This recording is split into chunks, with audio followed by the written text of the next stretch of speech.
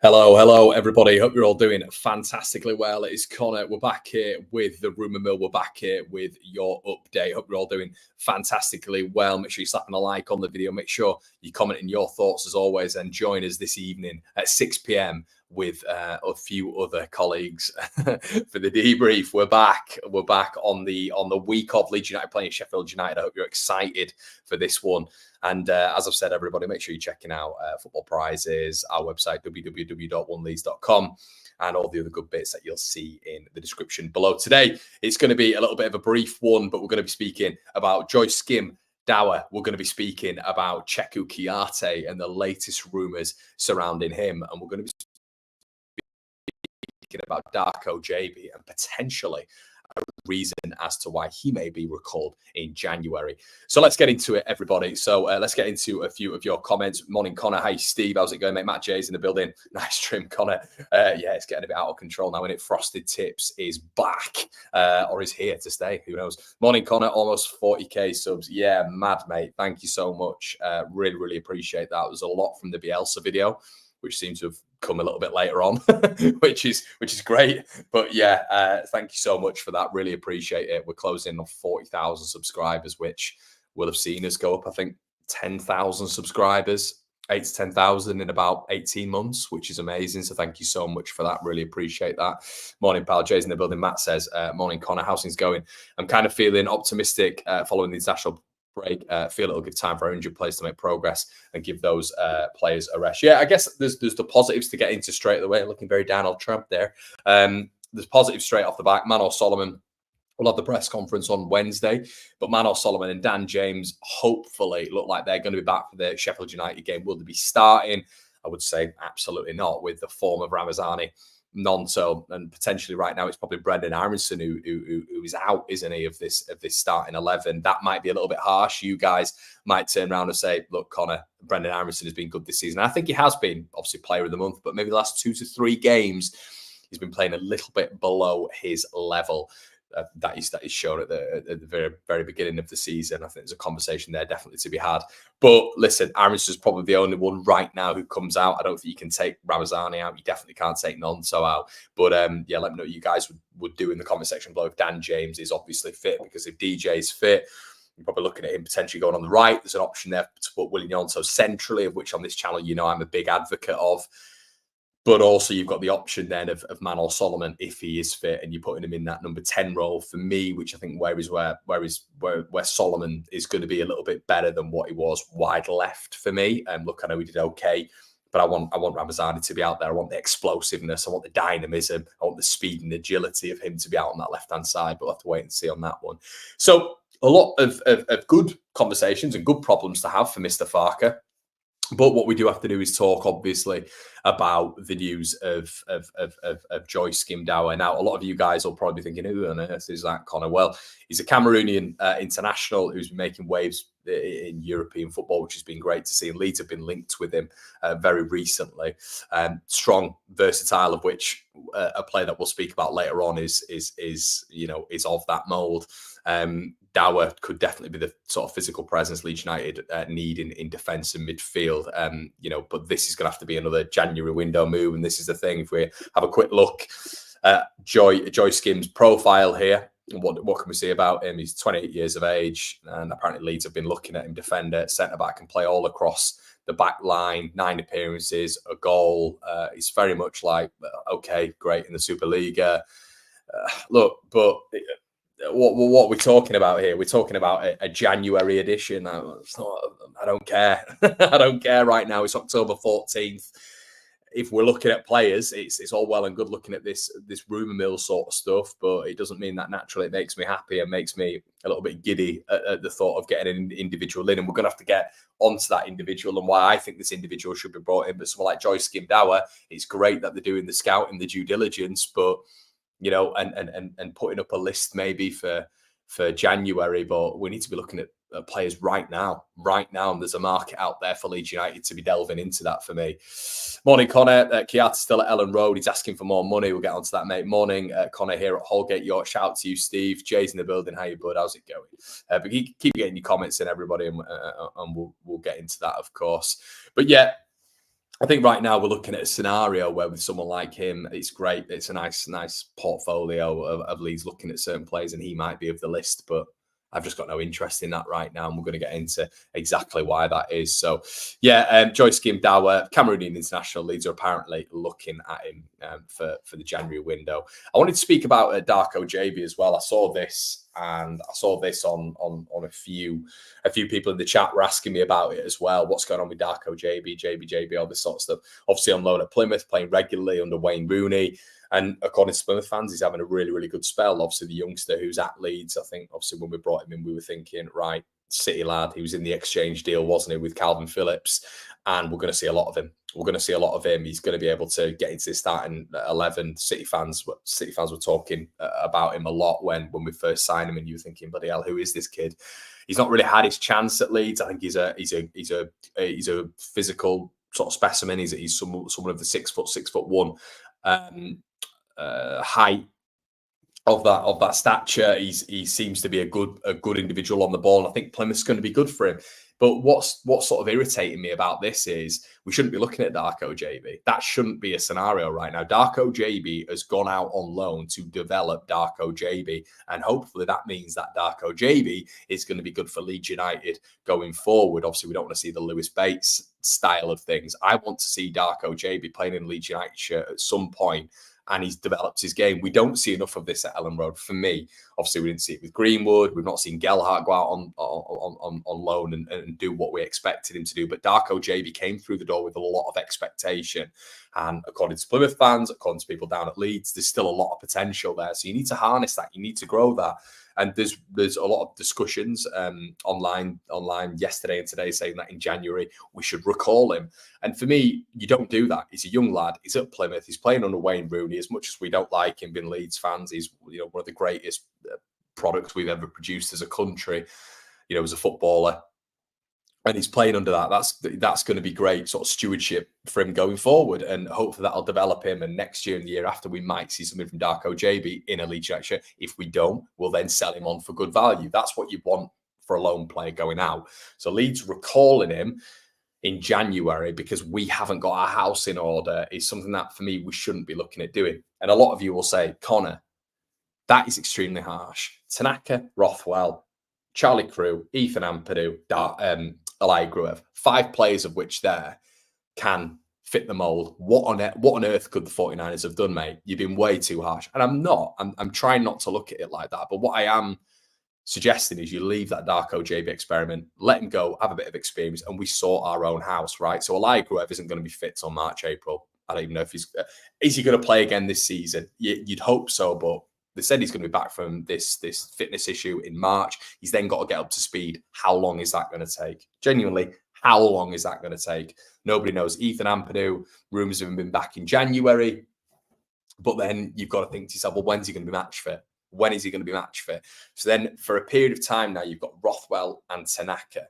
Rothwell, who hasn't had that many minutes during the season, of which at Christmas, we know it's going to amp up and up and up and up.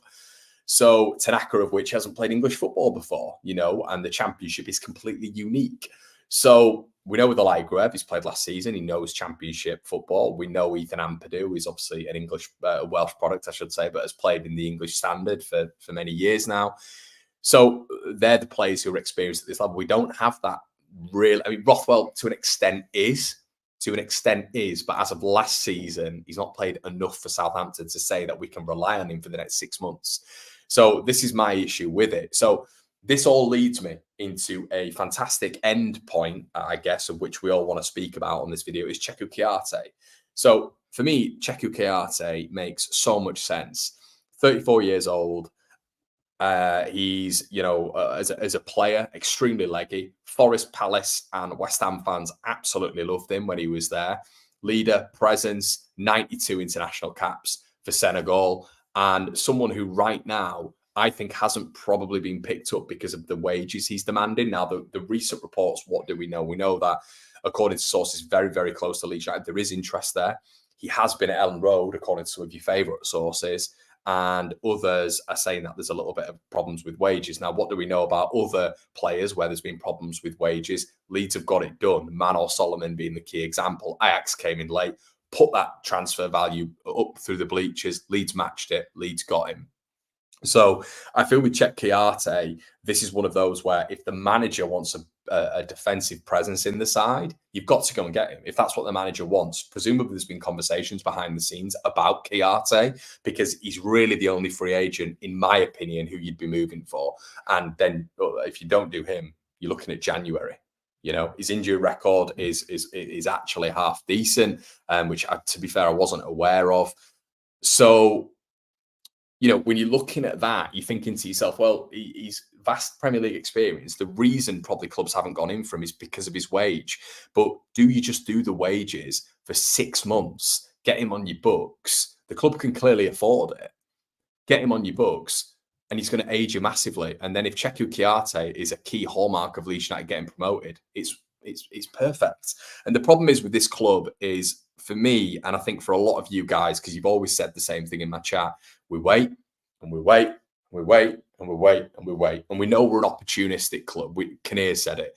But sometimes you've got to be ruthless. You've got to be aggressive. There's not A, B, C, D, E, F, G reason behind you not going for a deal. Primarily, it's because you've just waited too long. You've just got to go and get that deal done. And for me, someone like Kouyaté, it's not a world beater, but at this level, we're championship right now. We all know that. We're a championship club. At this level, when this guy's had 12 years of Premier League experience, for me, it's nuts to not go and get it done. And for him to be at Ellen Road, Thorpe Arch, whatever it's been, and for us to lose that deal if it doesn't happen, you know, going into Friday, I just think it'd just be stupid. I think it's stupid. I really do. Like, you know, and I just think he's everything that we need. He's a tall, leggy, athletic, physical presence with bags full of experience, leadership tendencies, has captained his country nearly 100 times. Like, yeah, he'll be on. I mean, he was on 50 grand a week at Forest. You're not going to be playing 50 grand a week, but you're paying 50 grand a week anyway for someone in your side who's never going to be fit throughout the season or might play 10 to 15 times. You're paying 15 grand a week, 50 grand a week for that. You know, Cheikhou Kouyate is probably going to be fit and available for a large portion of this 6-month period that they'd give him. Why not? Why would you not do it? So I just think it's an absolute open goal for Leeds. And we're looking at Monday, the 14th of October. Let's get this wrapped up today. Let's get this wrapped up tomorrow. I know negotiations aren't as simple as that, but he's a free agent. We've not got another club in the thread here. We've not, you know, you think about selling your house, you know, you've got not someone normally in the chain, haven't you? And that has to be appeased. We've not got any of that. He's a free agent. It's the beauty of working with a free agent. The agent and the player will, you know, help facilitate the deal, not a club in there. So for me, and I want to get your guys' thoughts, and I'm not going to stream on Kouyaté yet. I've done a lot of like videos, but not streams. I just feel like if they don't get that one done, what are you going to do then? What are you going to do? Rely on Charlie Crew? And this is another thing. You're not going to get JB back until Jan because you can't terminate his loan and get him back in this month. It has to be now. The loans come back in the window, which I think is the right way of doing it, to be honest. But what are you going to do? Rely on Charlie Crew. We mentioned him within the 5. The problem for me is there is too many people. And, you know, look, I've mentioned Charlie Crew before and how excited I am that we've got him in the ranks. But it's dawned on me a little bit that there's a lot of pressure because a lot of people are comparing him to a certain man who moved to Tottenham. And I think that's a mistake because who's to know? Who's to know? I know he's got in the Welsh side. I get that. But with all respect, it is the Welsh side. With the greatest of respect to all you Welshmen who follow this channel, I just think that we've got to hold off expectations on someone who's not even made a competitive 90-minute debut yet. And that falls into line as well with someone like James Dawa. And talking about James Dawa, the centre-back who at Leeds might be an option very soon if Rodon picks up another card, Kouyaté can play centre-back. He's played in a back 4. He's played in a back 3. So, you know, it just feels sensible. It feels like the right move to do. Do it. Get your thoughts in.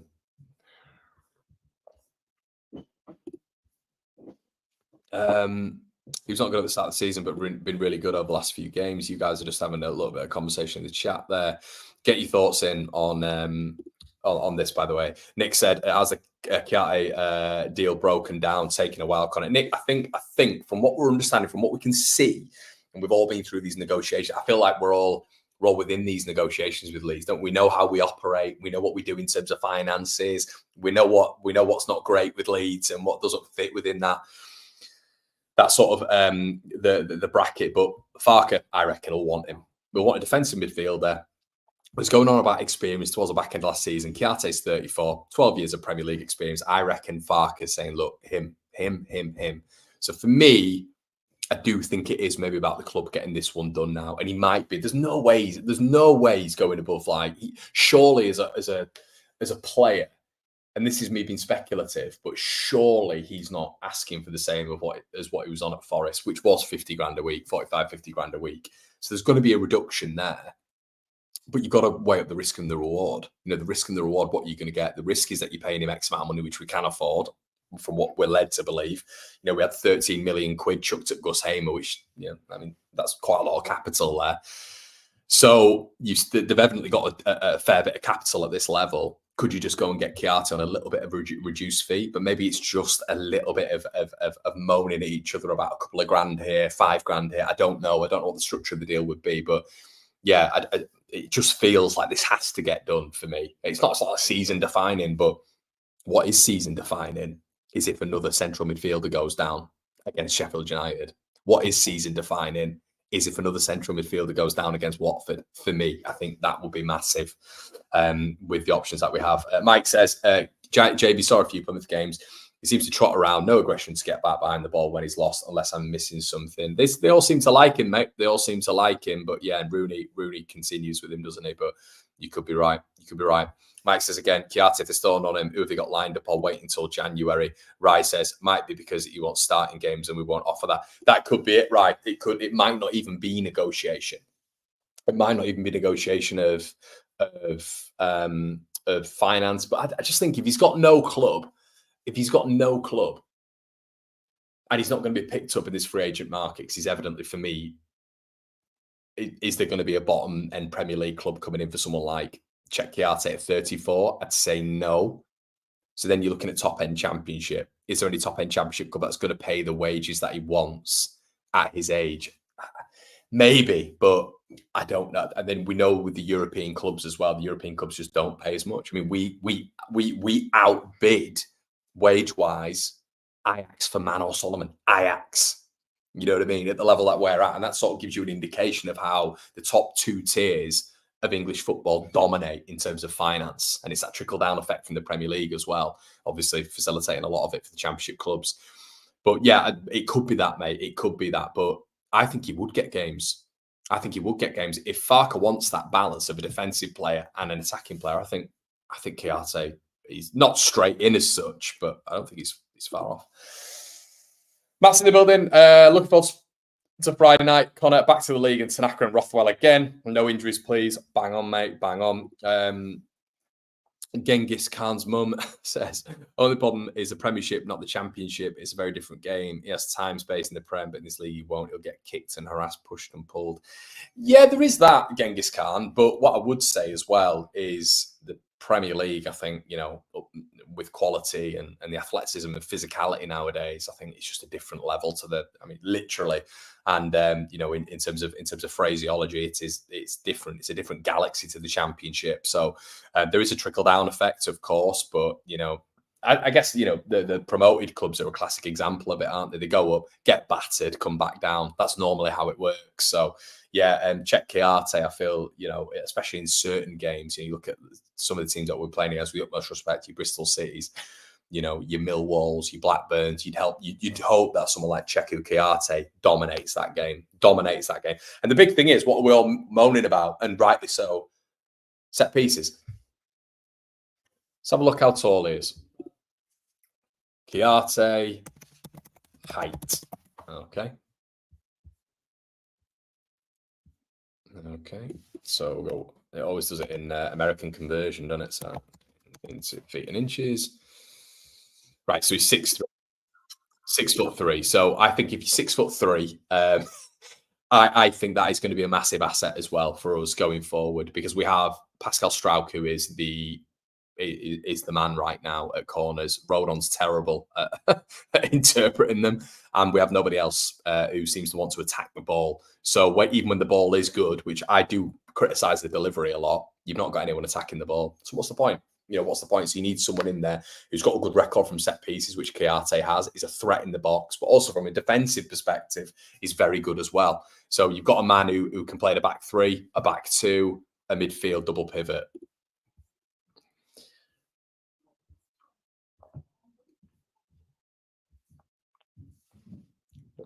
Dave says, get Kouyaté in ASAP. Charlie Crew will get minutes off the bench. Kouyaté should be happy with 20k a week. He's out of